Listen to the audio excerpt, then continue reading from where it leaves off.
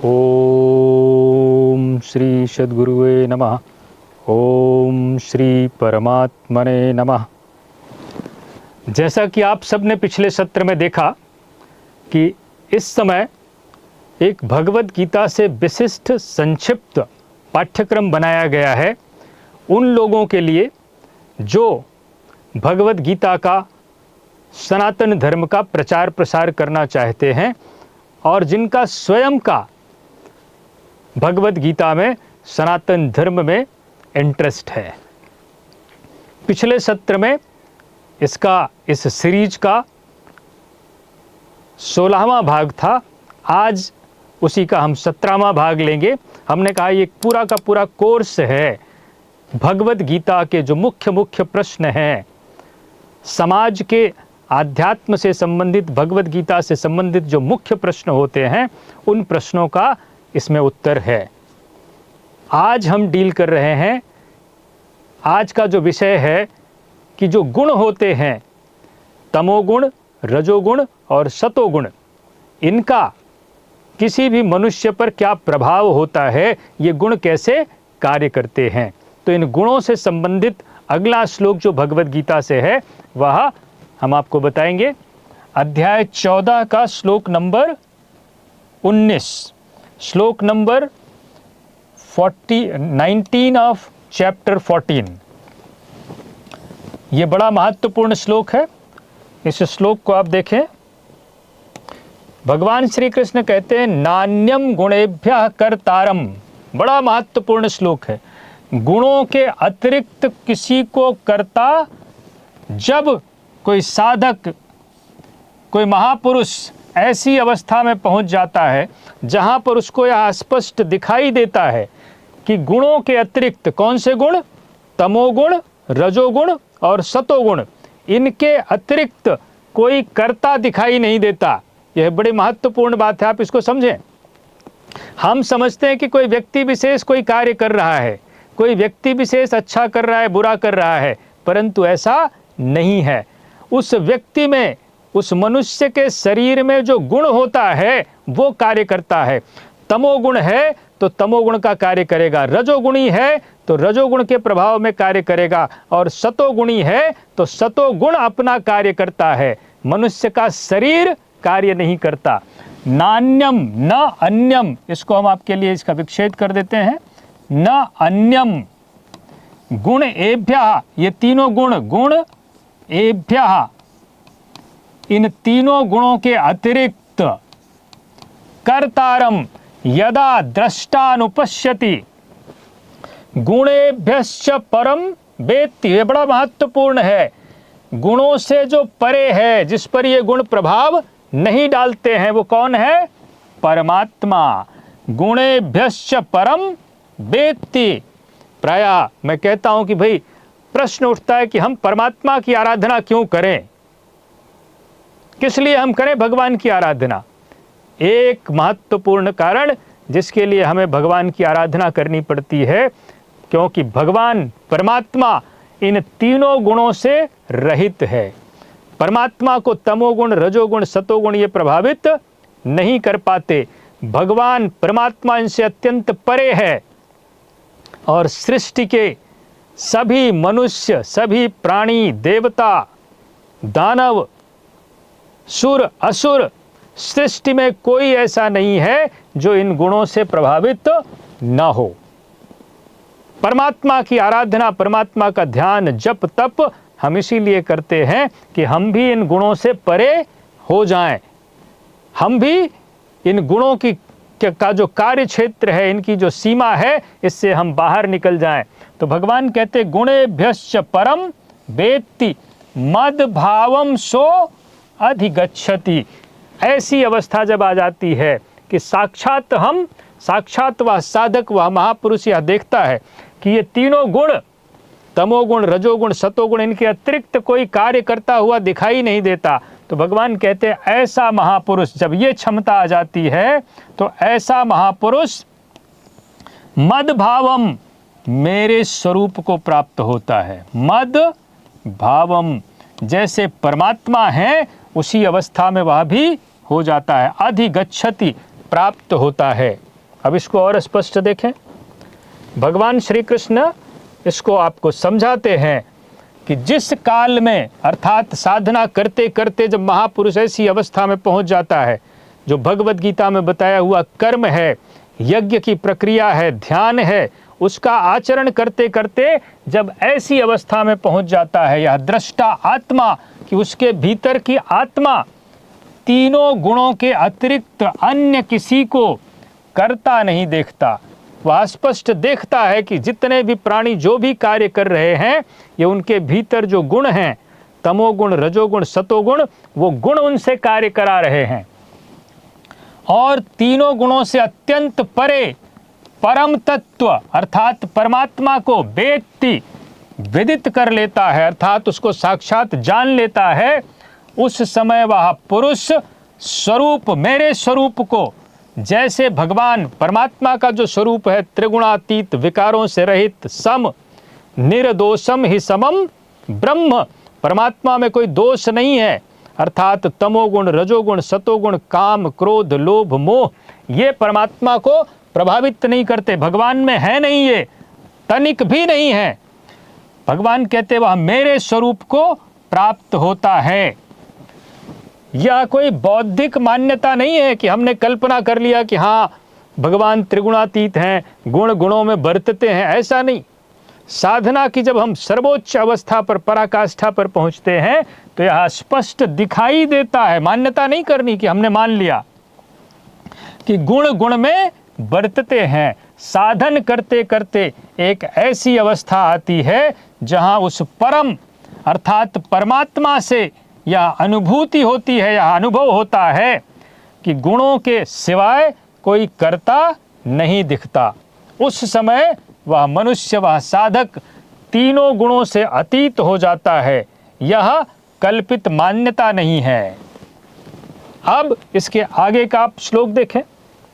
हमने कहा बड़े महत्वपूर्ण श्लोक हैं। गुणों से संबंधित अध्याय 14 का श्लोक नंबर 20, श्लोक नंबर 20 ऑफ चैप्टर 14। अब इसको आप देखें, ये भी अत्यंत महत्वपूर्ण श्लोक है। अब आपके मन में एक प्रश्न उठता है कि हम इस तमोगुण, रजोगुण, सतोगुण से पार कैसे होंगे? वह कौन सी विधि है, वह कौन सी प्रक्रिया है जिसके द्वारा हम इन तीनों गुणों को पार कर लें? भगवान कहते हैं गुणान एतान अतीत्य त्रीन देही देह समुद्भवान जन्म मृत्यु जरा दुःखैः विमुक्तो अमृतमश्नुते। बड़ा महत्वपूर्ण है। परमात्मा श्री कृष्ण कहते हैं इन तीनों गुणों से अतीत होने पर, इनको नष्ट कर देने पर, तीनों गुण, प्राय हम समझते हैं कि सतोगुण बड़ा अच्छा है, तमोगुण की तुलना में सतोगुण अच्छा है, रजोगुण की तुलना में सतोगुण अच्छा है, परंतु जब तक सतोगुण भी है हमें जन्म लेना पड़ता है। परमात्मा श्री कृष्ण कहते हैं गुणानेतान अतीत्य, इसको हम अगर विच्छेद करें तो गुणान एतान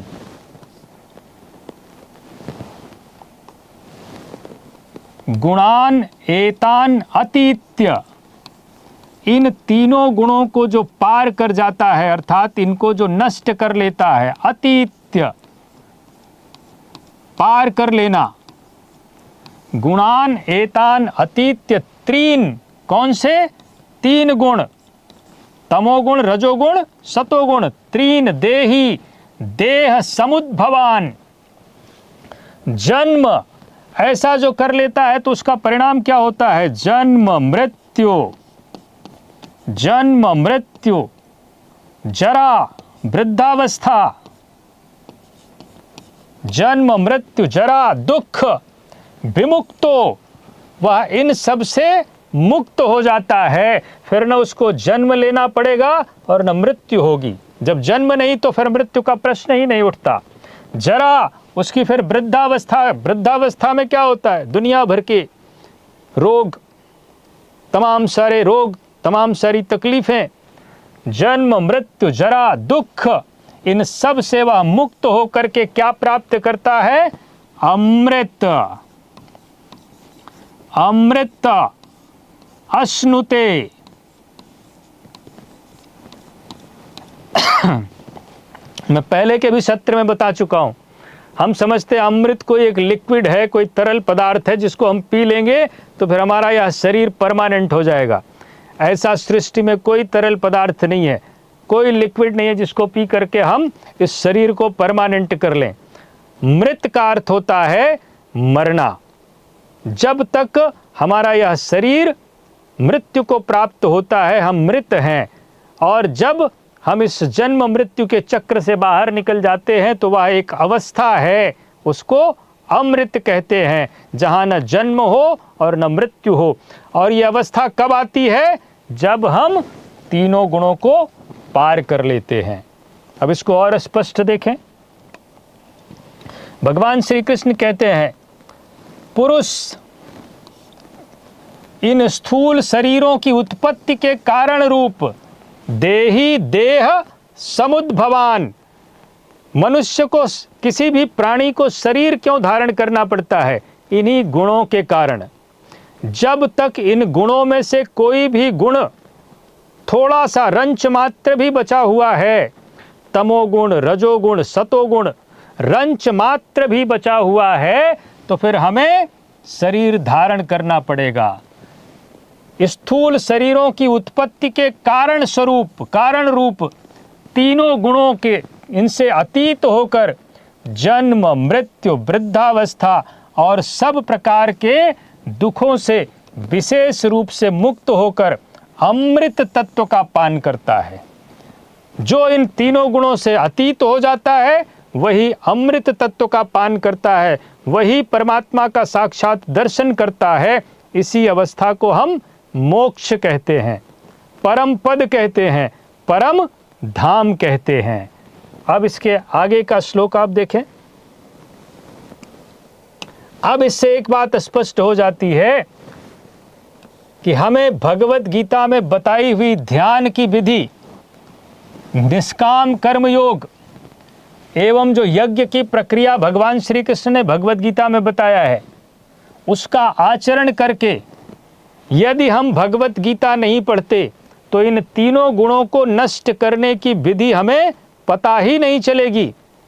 दूसरा रास्ता है कि किसी ऐसे महापुरुष के हम सानिध्य में जाएं जो तीनों गुणों को स्वयं नष्ट कर चुके हैं, तो वो आपको वही विधि बताएंगे जो भगवत गीता में लिखी हुई है। भगवत गीता में बताई हुई ध्यान की विधि, कर्म, यज्ञ की प्रक्रिया से ही हम इन तीनों गुणों को नष्ट कर सकते हैं। तो प्रक्रिया का आचरण करके क्रमशः तमोगुण और रजोगुण को नष्ट करने का निरंतर अभ्यास करना चाहिए, प्रयास करना चाहिए। हमें निरंतर सतोगुण को बढ़ाने का प्रयास करना चाहिए।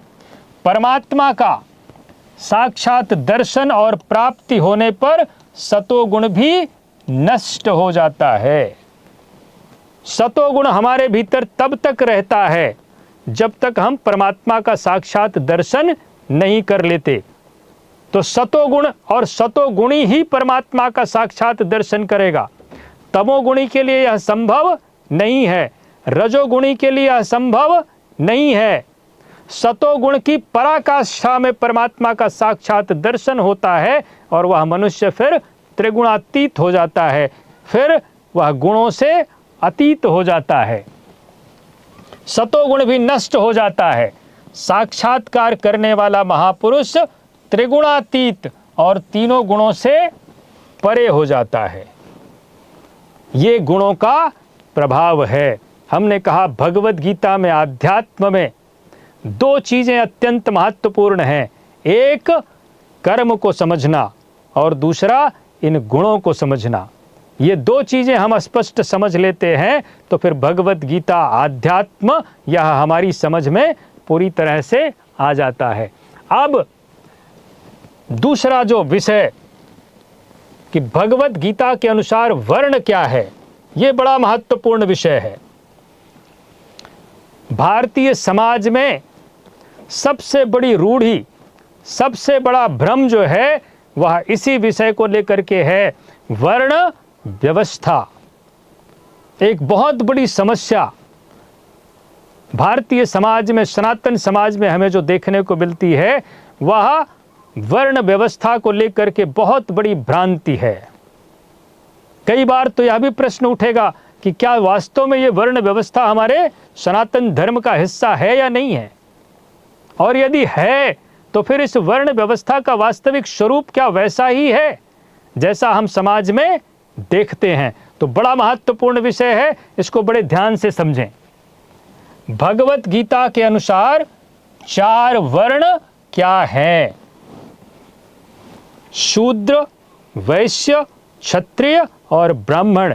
ये चारों वर्ण क्या जैसा हम समाज में देखते हैं इसका वही अर्थ है, या भगवत गीता में, हमारे आध्यात्मिक शास्त्रों में इस वर्ण का कुछ अलग अर्थ है? इसको आप बड़े ध्यान से समझें।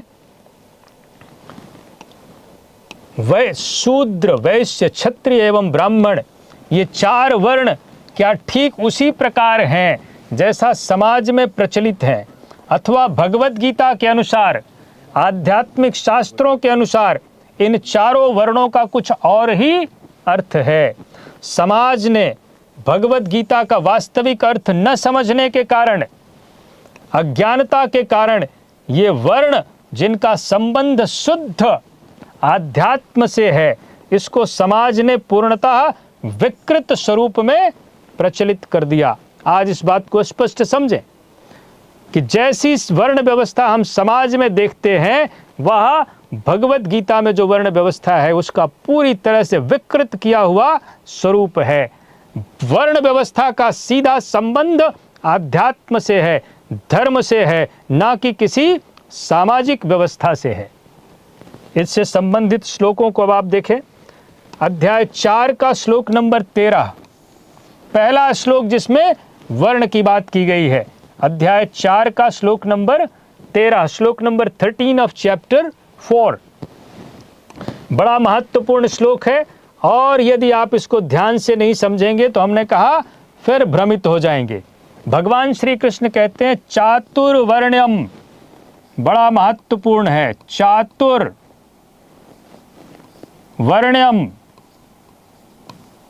अर्थात 4 वर्ण, मया सृष्टम, इन 4 वर्णों की रचना किसी और ने नहीं की, स्वयं परमात्मा ने। अब तो और बड़ी समस्या आपके सामने पैदा हो जाती है फिर कि भगवान ने ही समाज को 4 भागों में बांट दिया। अब इसी को आपको समझना है कि क्या परमात्मा ने समाज में मनुष्यों को 4 भागों में बांटा या किसी और चीज को? चातुर्वर्ण्यम, भगवान श्री कृष्ण कह रहे हैं चातुर्वर्ण्यम मया सृष्टम, मैंने इसकी रचना की है। तो क्या मनुष्यों को 4 भागों में बांट दिया? भगवान कहते हैं नहीं। अभी आपको हमने इसीलिए पहले गुण समझा दिया, नहीं तो फिर नहीं समझ पाते। भगवान कहते हैं गुण, कर्म, हमने आपको कर्म पहले ही समझा दिया है। गुण कर्म विभागशः, मनुष्य को बांटने की कहीं भगवान बात नहीं कर रहे हैं। किसको बांटने के लिए कह रहे हैं? हमने गुणों के आधार पर कर्म को 4 भागों में विभाजित किया है, कहीं मनुष्य की बात नहीं है। समस्या कहां आती है कि भारतीय समाज ने, सनातन धर्म को मानने वाले जो लोग हैं, उन्होंने संस्कृत पढ़ना बंद कर दिया, और संस्कृत पढ़ना बंद कर दिया तो फिर जो थोड़े बड़े बचे खुचे लोग उल्टी सीधी जो हमारे श्लोकों की व्याख्या करते हैं, हम उन्हीं से सुन के उसी को समझ लेते हैं। यहां कोई मैथमेटिक्स नहीं लगानी, कोई रॉकेट साइंस नहीं है, सारे शब्द सामान्य हैं और स्पष्ट समझ में आने वाले हैं। भगवान कहते चातुर्वर्ण्यम मया सृष्टम गुण कर्म विभागशः, आपके लिए अंडरलाइन किया हुआ है। गुणों के आधार पर कर्म को हमने 4 भागों में विभाजित किया। कौन सा कर्म? भगवत गीता का कर्म, निष्काम कर्म योग, नियतम कुरु कर्म त्वम, भगवत गीता का जो नियत कर्म है, जो यज्ञ की प्रक्रिया है, भगवान कहते हैं मैंने उसको तमोगुण, रजोगुण और सतोगुण के आधार पर 4 भागों में विभाजित किया। जो तमोगुणी है वो कौन सा कर्म करेगा, जो सतोगुणी है वो कौन सा कर्म करेगा, जो रजोगुणी है उसको कौन से स्तर से कर्म करना है। केवल भगवत गीता के कर्म को भगवान ने 4 भागों में बांटा। किस आधार पर कि तमोगुणी कैसे करेगा, रजोगुणी कहां से करेगा और सतोगुणी कहां से करेगा। गुण कर्म विभागशः तस्य कर्तारम अपिमाम। भगवान कहते हैं इन गुणों के आधार पर कर्म को विभाजित करने वाला मैं हूं, परंतु तस्य कर्तारम अपिमाम विद्य अकर्तारम अव्ययम। मैं अकर्ता हूं। अब भगवान को यह कर्म नहीं करना पड़ता। भगवान कहते हैं मैंने विभाजित तो किया है गुणों के आधार पर मुझे इन कर्मों को करने की आवश्यकता नहीं है। क्यों? पीछे आप देख चुके, भगवान कहते हैं मैं गुणों से अतीत हूं, ये गुण हमको प्रभावित नहीं कर सकते। जिस दिन आप भी गुणों से बाहर चले जाएंगे, त्रिगुणातीत हो जाएंगे, तो आप भी अकर्ता हो जाएंगे। फिर आपको भी इस कर्म को करने की आवश्यकता नहीं रहेगी। तस्य कर्तारम अपिमाम विद्य अकर्तारम अव्ययम। मैं अकर्ता हूं और अविनाशी हूं। ये पहला श्लोक है भगवत गीता का जहां पर वर्ण की बात होती है। अब आपने यहां पर स्पष्ट देख लिया कि गुण और कर्म इनके आधार पर भगवान ने वर्ण व्यवस्था बनाई। आध्यात्मिक समाज का यहां पर कहीं नहीं, मनुष्यों का यहां कहीं कोई जिक्र नहीं है। अब भगवान कहते हैं यह श्लोक क्योंकि अत्यंत महत्वपूर्ण है। चातुर्वर्ण्यम मया सृष्टम गुण कर्म विभागशः तस्य कर्तारम अपिमाम विद्य कर्तारम अव्ययम। अब इसका अर्थ हम आपको अगले सत्र में बताएंगे। ओम श्री सद्गुरुवे नमः। ओम श्री परमात्मने नमः।